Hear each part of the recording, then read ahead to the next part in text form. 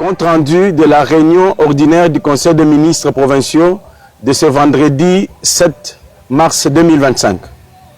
Son Excellence, Monsieur le gouverneur de la province du Kasaï oriental, Jean-Paul Mboué-Bouakapo, a présidé dans la salle des réunions du gouvernorat de province la 3e réunion ordinaire du Conseil des ministres provinciaux ce vendredi 7 mars 2025. 7 points ont été inscrits à l'ordre du jour, à savoir 1. Lecture et adoption des points inscrits à l'ordre du jour. 2. Communication de son Excellence, Monsieur le gouverneur de province. 3. Lecture et adoption du procès-verbal de la réunion précédente. 4. Évaluation des recommandations. 5. Situation sécuritaire de la province. 6. Dossiers spécifiques des ministères. Et 7. Divers. 1. Lecture et adoption des points inscrits à l'ordre du jour. L'ordre du jour a été adopté unanimement et en l'état. 2. Communication de son Excellence, Monsieur le gouverneur de province. L'adresse de son Excellence, Monsieur le gouverneur de province, était axée essentiellement sur la mission de son gouvernement. Dans sa communication, le gouverneur de province a commencé par rappeler à ses collaborateurs les objectifs à atteindre par rapport à son programme d'action présenté devant l'Assemblée provinciale lors de l'investiture de son gouvernement. En conséquence, l'autorité provinciale a invité les ministres provinciaux à tout mettre en œuvre pour l'atteinte des résultats escomptés. Par ailleurs, le gouverneur de province a ensuite souligné les difficultés qui entravent le bon fonctionnement de son gouvernement, notamment l'irrégularité de la rétrocession et du transfert de la quote-part des recettes à caractère national due à la province, sans oublier l'incivisme fiscal qui secoue la province et influe négativement sur les renflouements des trésors de la province. En dépit de ces tableaux sombres, le gouverneur de province a invité les membres du gouvernement au travail, estimant que l'homme ne se découvre que quand il se trouve devant un obstacle. Avant de terminer son adresse, le gouverneur de province a ensuite prévenu les ministres provinciaux que la session de mars de l'Assemblée provinciale est consacrée au contrôle parlementaire et que pour éviter les surprises désagréables, il faille déjà être sur ses gardes. La Cour des comptes ainsi que l'IGF exerceront aussi leurs prérogatives de contrôle pendant la même période. À cet effet, a ajouté le gouverneur de province, tout doit être fait pour éviter toute bavure et présenter un travail de qualité. Pour chuter, le gouverneur de province a terminé par inviter chacun de ses collaborateurs à travailler de manière responsable avec les services d'assiette en vue de maximiser les recettes et ainsi pouvoir relever tous les défis de la province. 3. Lecture et adoption du procès-verbal de la réunion précédente du Conseil des ministres. Après lecture donnée par le secrétaire exécutif, le procès-verbal a été adopté moyennant amendement. 4. Évaluation des recommandations. Concernant l'évaluation des recommandations, il s'est dégagé que celles-ci sont toutes en cours. 5. Situation sécuritaire de la province. La situation sécuritaire de la province, telle que exposée par le ministre provincial en charge de l'Intérieur et Sécurité, renseigne qu'un calme relatif règne sur toute l'étendue de la province, en dépit de quelques cas isolés d'incivisme relevés dans la ville de Mbujimaï et dans les territoires de Katanda et de Miabi. 6. Dossiers spécifiques des ministères. 1. Ministère provincial de l'Intérieur, Sécurité, Décentralisation, Affaires coutumières, relations avec le Parlement, coopération interprovinciale et PTNTIC. Dans son intervention, le ministre a fait part au Conseil de la présence dans notre province d'une délégation de la vice-primature de l'Intérieur et Sécurité venue mener des consultations coutumières dans le groupement de Bakwanga, secteur de Kabala, territoire de Lupatapata. Concernant la situation dans la chefferie de Bakwakalonji, le ministre a souligné que celle-ci trouvera bientôt une issue. Les mesures qui s'imposent ont été prises. 2. Ministère provincial des Finances, Économie et Industrie. Le ministre a fait part au Conseil du lancement du ticket journalier pour les taxis motos à partir du lundi 10 mars courant. Il a également souligné à l'intention de ses collègues le rabattement de ce ticket qui est passé de 1500 à 1000 francs congolais à la grande satisfaction des conducteurs de mototaxis. Toujours dans son intervention, le ministre a proposé au Conseil un certain nombre de mesures visant à mettre fin à l'entêtement du FONER dont la gestion des péages asphyxie la province et handicape son bon fonctionnement. 3. Ministère provincial des infrastructures, travaux publics, reconstruction, transport et voies de communication.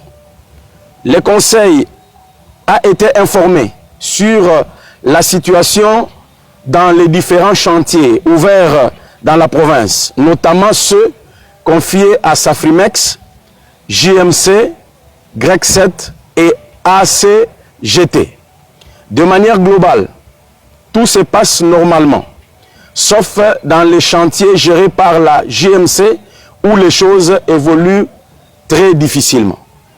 Les vols des matériaux de construction et les mauvais usages des voies publiques récemment réhabilités ont également été évoqués par le ministre qui a proposé quelques sanctions à infliger aux laveurs de motos, réparateurs et petits vendeurs de pacotis qui salissent au quotidien les avenues. 4. Ministère provincial de la Justice, Droits humains, Communication et Médias.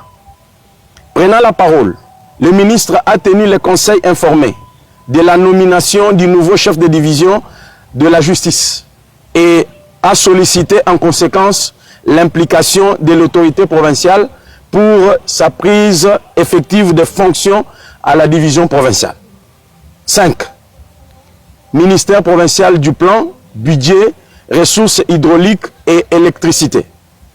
Dans sa prise de parole, le ministre a motivé et a chuté par suggérer au Conseil vu nécessité d'opérer un audit organisationnel à la DGRCAOR et un audit organisationnel à la chaîne des dépenses. Au regard de l'anarchie observée dans ces deux services, le Conseil a donné son quitus au ministre et les deux audits auront lieu dans les prochains jours. 6. Ministère provincial de l'aménagement du territoire, affaires foncières, urbanisme, habitat, tourisme, sport et loisirs. Le ministre a fait part au Conseil de la présence dans nos murs d'une délégation du secrétariat général aux affaires foncières, soulignant que celle-ci est venue s'enquérir de la situation des concessions MIBA, dans l'optique de restaurer l'autorité de l'État, maximiser les recettes et instaurer la paix sociale durable. Cette délégation a eu à visiter toutes les concessions MIBA, y compris les polygones, et a constaté que c'est parfois le non-respect des accords entre la MIBA et les autochtones, Bakwanga, qui serait à la base de quelques bavures constatées sur terrain. Au regard de la complexité de la situation, la délégation a appelé toutes les parties au calme, insistant sur l'actualisation des données de terrain. 7. Ministère provincial de l'Environnement, Agriculture, Pêche, Élevage et Développement rural. Dans sa présentation, Madame la ministre de l'Agriculture a annoncé le début de la récolte du maïs en Kwadi et a confirmé le bon déroulement de cette opération malgré la panne survenue sur la moissonneuse. 8. Ministère provincial de la Santé publique, Hygiène et Prévention, Affaires sociales, Travail et Prévoyance sociale. Prenant la parole au nom du titulaire de ce ministère à mission à Kinshasa, le ministre provincial en charge des Finances a présenté la situation sanitaire de la province comme suit. Semaine épidémiologique 9 du 24 février au 2 mars 2025. 1. Décès maternel. 2 cas dans les zones de santé de Bipemba et de Chilenge. Cumul de cas, 5 décès. 2. Tétanos néonatal, 0 cas. Cumul de cas en 2025, 4 cas.